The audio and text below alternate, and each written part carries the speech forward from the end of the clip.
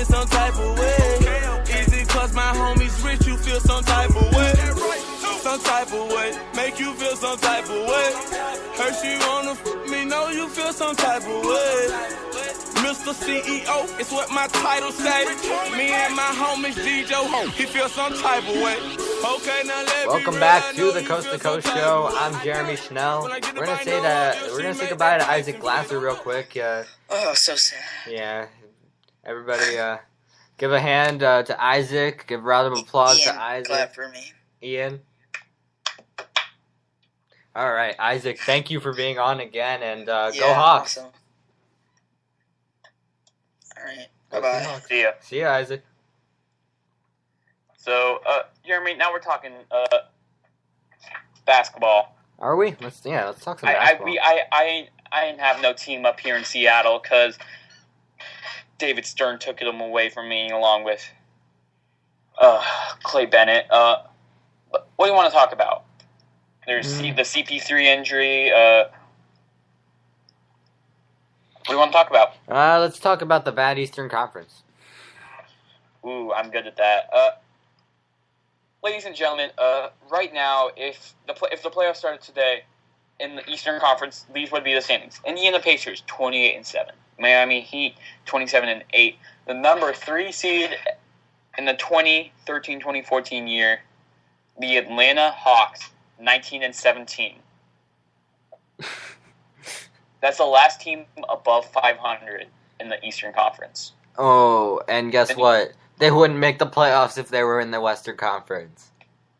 Oh, and now you look at the Western Conference. You got San Antonio 20-8, Oklahoma City 27-8. I hate them. Got Portland 27-9, surprisingly good this year. And then you got the Clippers 25-13. And every single team has at least 20 wins. Wow. Right now, the best 8 teams in the Western Conference have at least 20 wins. Only 2 teams in the Eastern Conference have 20 wins. Just look at it this way. The worst team in the Eastern Conference is only 7 games out of the playoffs. And they have 7 wins. And that's Milwaukee. They're 7 games out. Yeah. Also, the points scored versus points allowed. The Eastern Conference only has 4 teams that are positive, and the Western Conference has all but 5 teams. It's crazy. It's just one of those things you see in almost all of sports, where one conference is so much stronger than the other one. You see that in football with the NFC and the AFC, where the NFC, you have teams like Arizona not making the playoffs at 10-6, while you have teams like the Chargers 9-7 making the playoffs, along with Pittsburgh still being in contention, along with Miami. Jeremy, you follow basketball more than I do.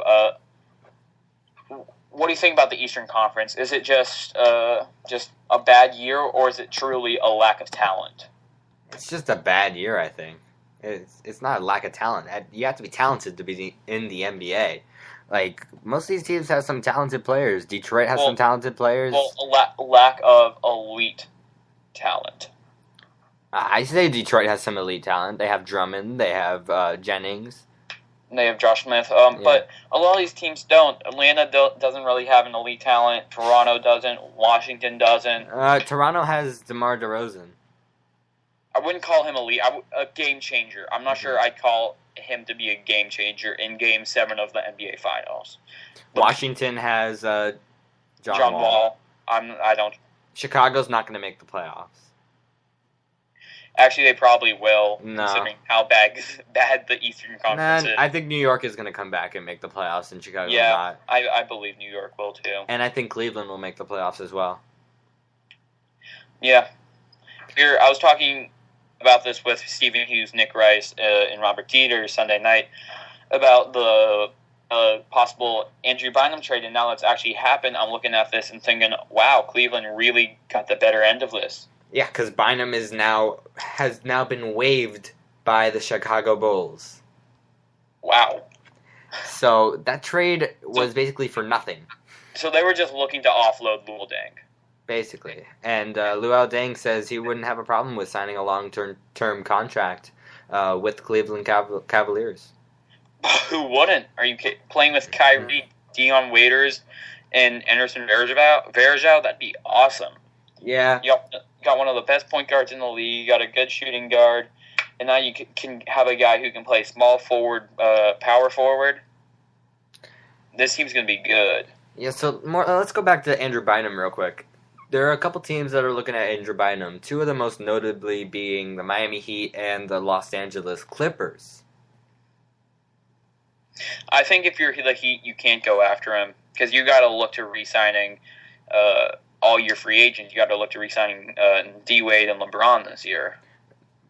Yeah, but they're not going to test the free agent market this year. They can opt out. They're not going to opt out. They're going to keep playing. Like, LeBron doesn't have to opt out. Dwayne Wade doesn't have to opt out. They can just keep playing through their contract. I did not know that. Yeah.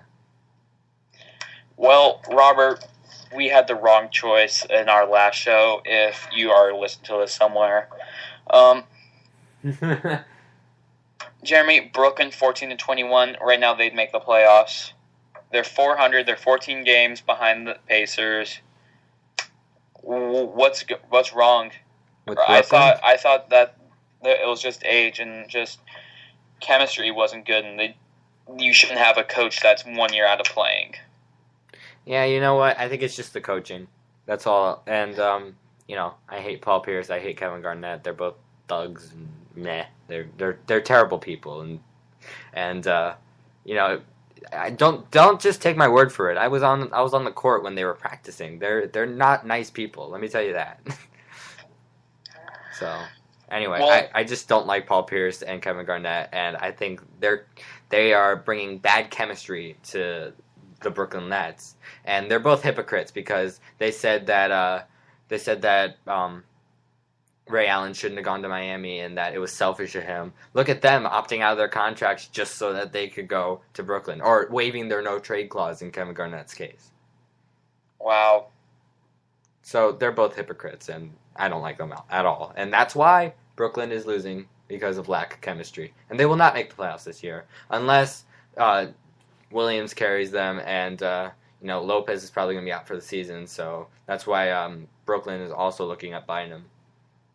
So I think we can just end off the episode here. Not much else to talk about in the NBA right now. Yeah.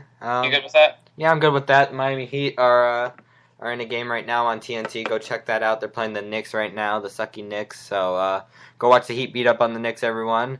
I'd like to thank Isaac Glasser for being on with us today, and I'd like to thank Ian Martin for a great show also. Yeah, it was awesome. Quick note, we're hoping to get more and more shows in. We were all busy through break. I know Isaac was gone, I was gone. And then, Jeremy? I was home. You can't do a coast-to-coast show by yourself. I had family matters to tend to.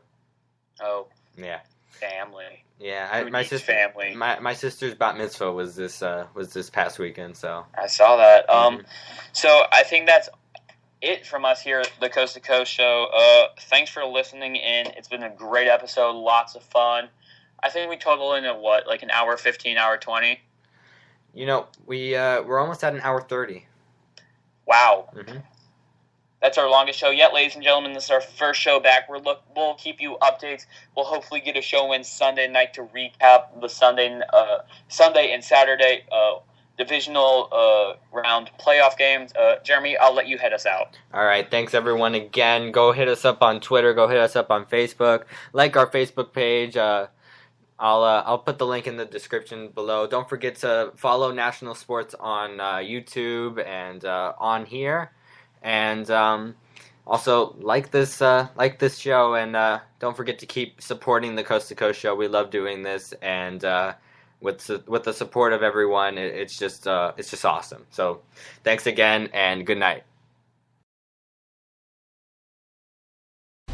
Live from Los Angeles, we thank you for listening to another presentation of the National Sports Radio Station on Spreaker.com.